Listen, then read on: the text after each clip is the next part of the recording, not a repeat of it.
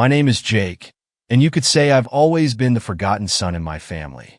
I grew up in Austin, Texas, where it often felt like the walls of my childhood home were working against me. My younger brother, Caleb, was the star, the kid my parents adored and loved to brag about.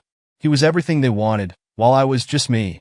Caleb was the golden boy, the charming athlete who could do no wrong. He basked in their praise, while I was left in the shadows. My mom and dad were relentless in showing favoritism. If I brought home an A on a report card, they barely blinked. But if Caleb scored a touchdown in his middle school football game, the house would erupt into celebrations. They'd host parties and talk about his future as a champion, while I sat at the table, nibbling on cake that felt as stale as their affection for me. The divide between us grew deeper over time. In high school, when I turned, I had to save up from working part-time at a local auto shop to buy an old rust bucket of a car. Meanwhile, on Caleb's birthday, my dad handed him the keys to a brand new Mustang. It was bright red, shiny, and everything a teenager could dream of. I remember watching them together in the driveway as my dad taught him how to shift gears, laughing like they were in a commercial for perfect families.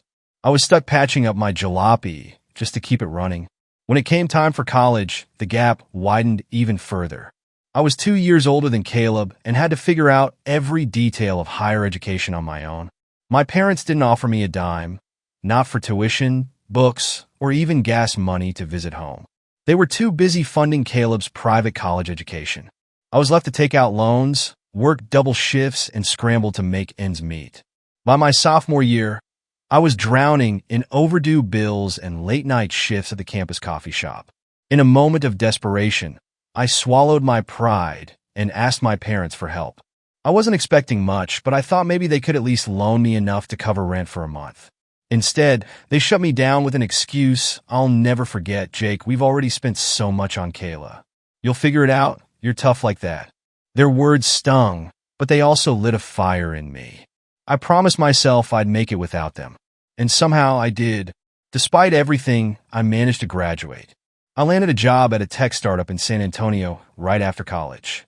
The pay wasn't much, but the experience was invaluable. I worked long hours, learning everything I could, and slowly started to feel like I was building a life for myself. At work, I became friends with Eric, a sharp and laid-back guy who had a knack for spotting potential in people. He introduced me to Emily, a friend of his who worked in marketing. Emily wasn't like anyone I'd ever met. She was confident, funny, and had a spark that drew people in. We hit it off instantly. Within a year, we were married. I was, and she was for the first time in my life. I felt like I had someone who truly saw me. She believed in me, and we became a team, working toward the future we both wanted. Not long after we got married, I got a surprise call from my mom. By then, I had distanced myself from my family, but something about her tone caught me off guard. She sounded warm, genuinely interested in my life for the first time in years. She told me they missed me and wanted to reconnect. At first, I was skeptical, but when she started talking about fixing the past and rebuilding the family, I couldn't help but hope. Maybe they had finally realized how they'd treated me. Maybe things could change. Emily encouraged me to give them a chance. She believed in family and wanted to meet them, so I agreed.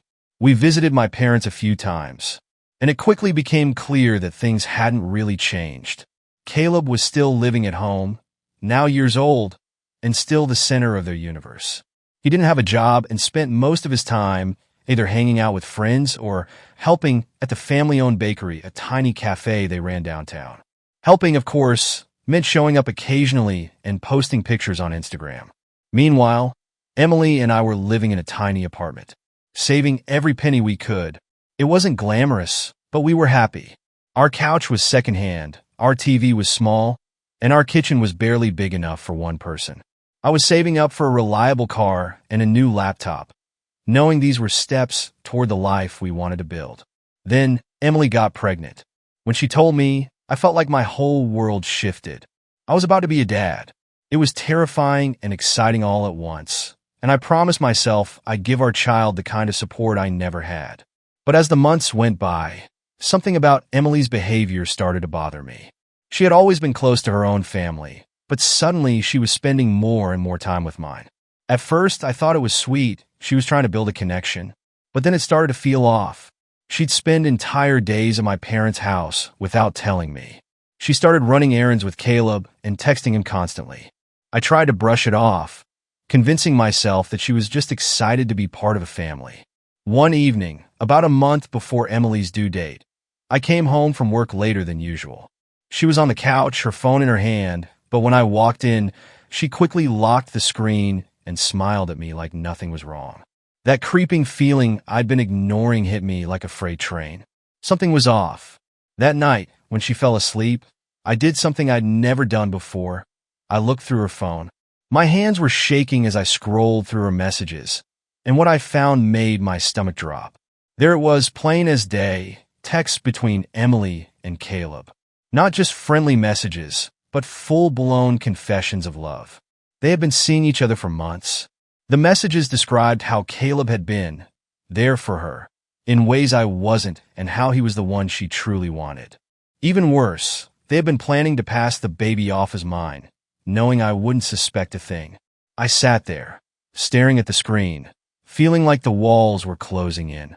I woke Emily up, demanding an explanation. At first, she tried to deny it, but when I showed her the messages, her demeanor shifted.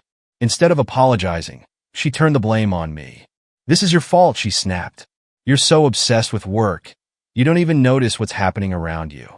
I was speechless. She packed a bag, walked out, and went straight to my parents' house. I sat there in the silence of our apartment, my mind racing. How could this happen? How could the two people I had tried so hard to trust betray me like this? The next day, after a sleepless night, I decided to confront my parents. I called my mom, hoping that for once, they'd see things clearly and support me. But when she picked up, her tone was icy.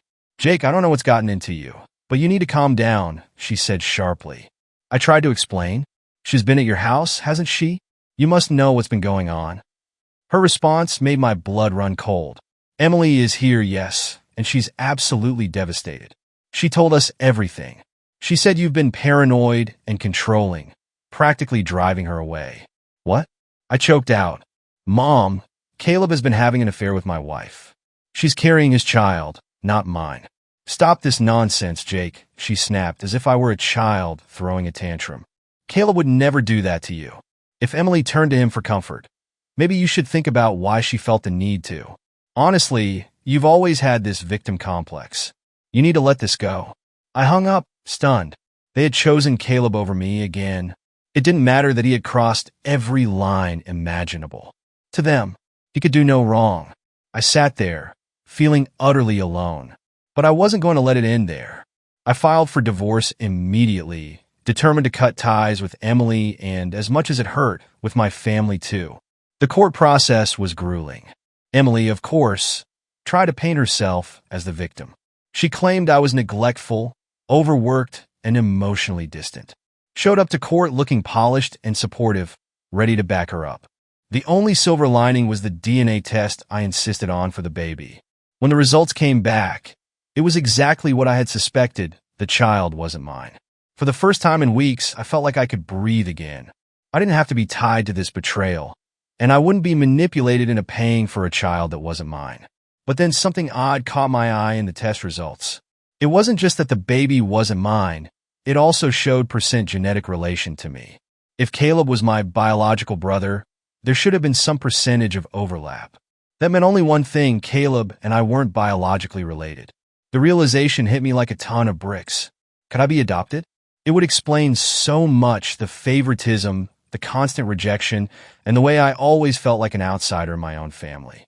At first, I wasn't sure what to do with this information. I could confront my parents, but I knew they'd twist the story to suit themselves. Instead, I decided to focus on my own life. I threw myself into my work with renewed determination, channeling every ounce of anger and pain into building something that no one could take away from me. Around this time, the world was changing. The pandemic hit, and businesses everywhere were struggling to adapt. My friend Eric and I saw an opportunity. We had been brainstorming ideas for an online business for years, and now seemed like the perfect time to take the leap. We poured everything into it: our time, our energy, and every dollar we could scrape together. It was a risk, but it paid off. Our business thrived, growing faster than we could have imagined. In a world that had gone remote, our platform filled a gap that people desperately needed. Before long, we had expanded to a team of, and the revenue was more than I'd ever dreamed of.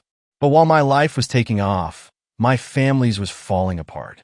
The family bakery had struggled for years, and the pandemic was the final nail in the coffin. They couldn't keep up with the times, no delivery options, no online orders, nothing to help them stay afloat. Caleb, of course, didn't lift a finger to help. He was still living at home, unemployed and entitled as ever, while my parents drowned in debt. That's when the call started. First, it was my mom. She left a long voicemail, her tone dripping with guilt-tripping sentiment. "Jake, we're family. We raised you. We gave you everything, and now we need your help. Families stick together in hard times." Everything, I thought, almost laughing at the irony. Then my dad chimed in, leaving his own message. "Jake, it's your duty as a son to look after your parents. Your mother and I aren't getting any younger, and we've sacrificed so much for you." Even Emily tried to reach out, claiming that we should put the past behind us for the sake of family unity. Caleb naturally called too, acting as though nothing had ever happened.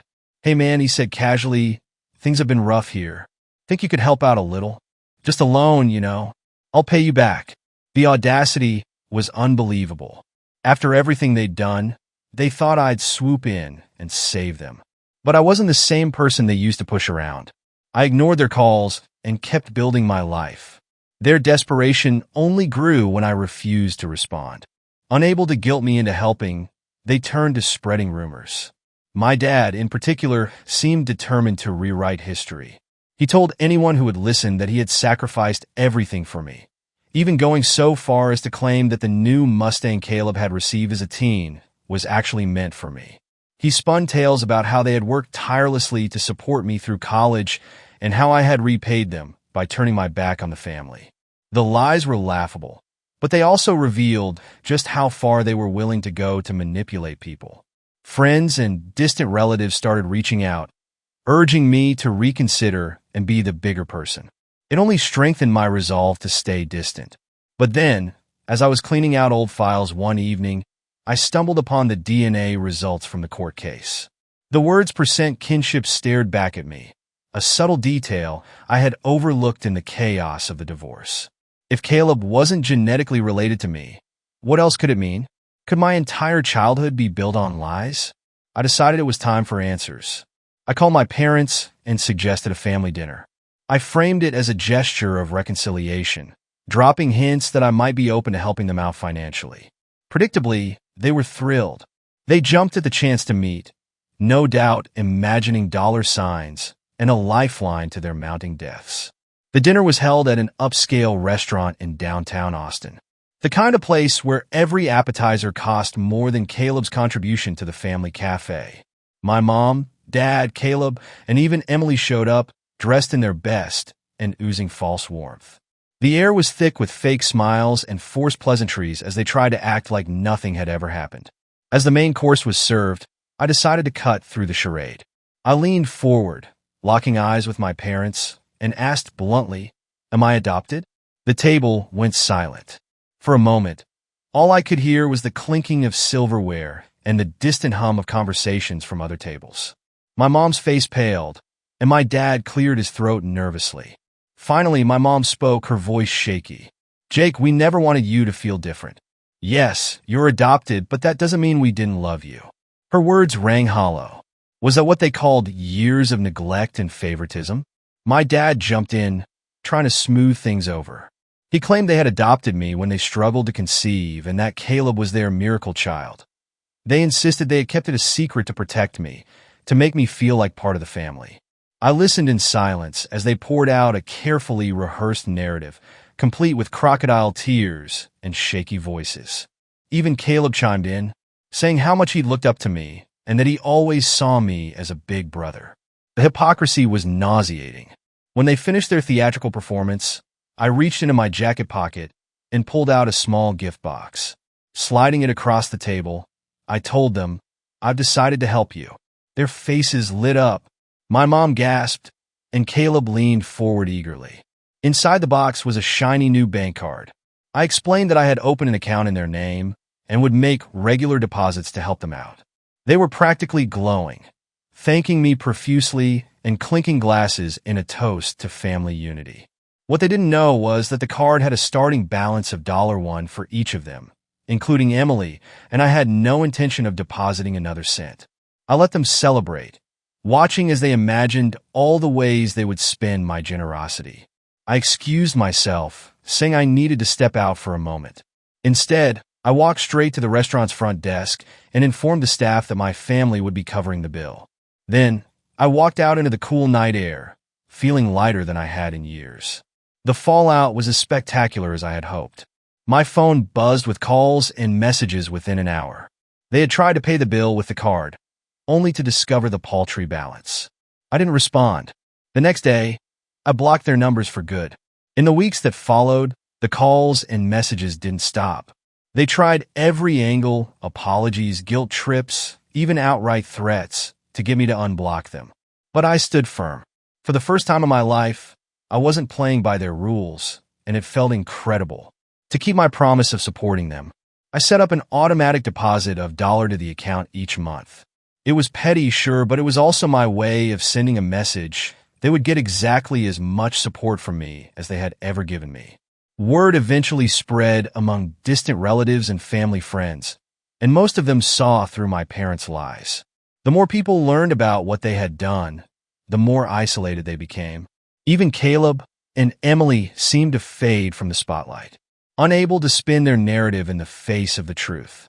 But one question still lingered in my mind. If I wasn't biologically related to my parents or Caleb, where had I come from?